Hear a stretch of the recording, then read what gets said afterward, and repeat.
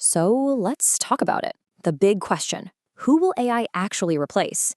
Instead of just guessing, we're going to break this down from a systems thinking perspective.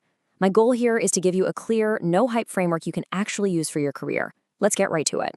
Look, this question is on everyone's mind, and honestly, it makes sense. The headlines are all over the place. One day, AI is creating a utopia, the next, it's taking every job on the planet. So, our goal today is to cut through all of that noise with a clear, logical way to think about this, so you can figure out your own path forward. Okay, this right here, this is the single most important idea we're going to talk about today. You have to get this straight. The conversation isn't really about entire jobs just vanishing overnight. It's about specific tasks inside those jobs getting automated.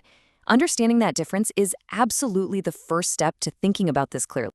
So to figure out which tasks might get automated, we have to get real about what AI is actually good at, and maybe more importantly, what it's really bad at. This isn't magic, it's a tool. And like any tool, it has very specific capabilities and some very real limits. This breaks it down pretty clearly. On the one hand, AI is an absolute beast at things like pattern matching, following rules perfectly 24/7, and making statistical predictions. It can see patterns in data that no human ever could. But then, look at the other side: accountability, context, ethics. An AI can't take the blame when a system fails. It doesn't understand the nuance or the why behind a decision. That's human stuff.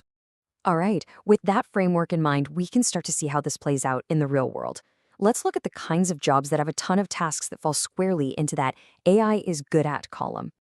It really just boils down to one word: predictability. If a huge chunk of your job can be described like a recipe, you get a specific input, you follow a clear set of steps, and you produce a predictable output over and over again, then that part of your job is in a space where automation works really, really well. The messy, ambiguous, unpredictable work, that's a whole different story. And here are some pretty clear examples of what that looks like. You see the pattern, right? Data entry, customer support that just follows a script, running the same software tests again and again. The common thread here is that high volume of structured, repeatable work. These jobs are all about executing a known set of rules, which, frankly, is what computers were born to do. But automating tasks is only half the story. It's not all doom and gloom, not even close. Because on the other side of this are the roles that don't just survive this shift, they get a massive boost from it. Let's talk about how AI becomes a power tool for a totally different kind of work.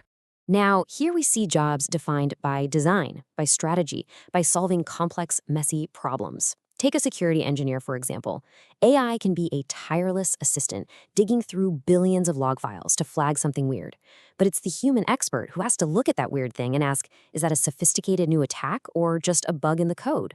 The AI finds the needle in the haystack, the human decides what the needle means. Think of it like this. AI is a massive lever. It gives an expert the ability to do so much more, so much faster. It's like giving a master chef an incredibly advanced new oven. It doesn't replace the chef's skill and creativity. It just amplifies it, letting them create things that were impossible before. Okay, so you see a list with software engineer on it, and the natural next question is, great, so I have to get a computer science degree to have a safe career? That's a fair question, but let's really unpack that assumption, because the answer isn't so simple. Here's the thing. The real lasting value of a good computer science education isn't the piece of paper they hand you at the end. It's the rigorous, systematic way of thinking that it drills into you. And that mindset, that framework for solving problems, is something you can learn and apply in any field, degree or no degree. So what is this mindset? It's really about a few core skills. It's decomposition, being able to look at a huge, intimidating problem and break it down into smaller pieces you can actually solve. It's systems thinking, understanding that if you change one little thing over here, it might have huge ripple effects over there. This isn't just for coding, it's a universal toolkit for dealing with any kind of complexity. So this brings us to the next level of worry. If a certain mindset is what matters, does that mean you need the absolute highest qualification, a PhD, to really be safe in this new world?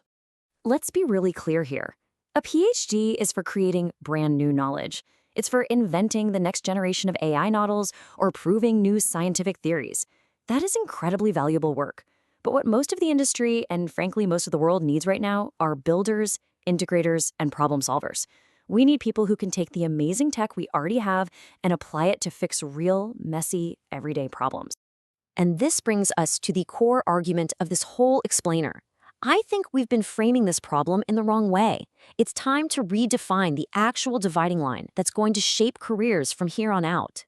The old ways of thinking about this are just obsolete. It's not about humans versus AI anymore. It's not about what degree you have. The truly meaningful divide, the one that will actually matter, is way more fundamental. It's the divide between those who can only follow instructions and those who can solve problems. This is the key takeaway. It's the difference between being a tool user and being a system thinker.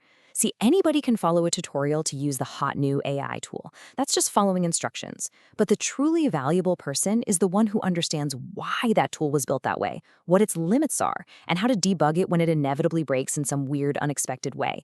That deep comprehension, that's the real value. So what does this mean for you, practically speaking? How do you make sure you're on the right side of this new divide?